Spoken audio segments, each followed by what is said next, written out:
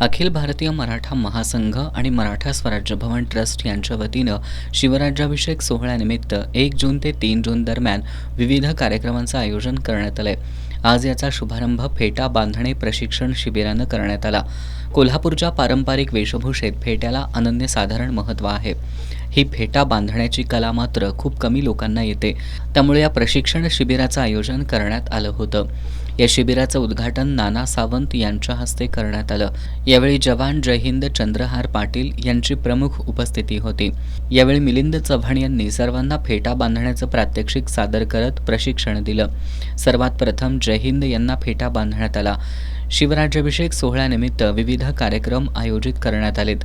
यामध्ये स्वराज्य रक्षिका महाराणी ताराराणी यांच्या जीवनावर आधारित चित्र प्रदर्शन आणि रंगावलीकार अशांत मोरे यांनी रेखाटलेल्या भव्य रांगोळी प्रदर्शनाचा आदींचा समावेश आहे. हे प्रदर्शन शाहू स्मारक भवन इथं 1 जून ते 3 जून या काळात सकाळी 10 ते रात्री 8 पर्यंत सर्वांना पाहता येणार आहे.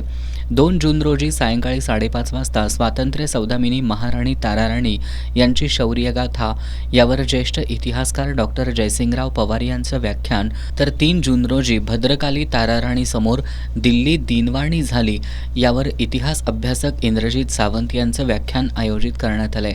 6 जून रोजी भव्य शिवराज्याभिषेक मिरवणुकीनं सोहळ्याची सांगता करण्यात येणार आहे.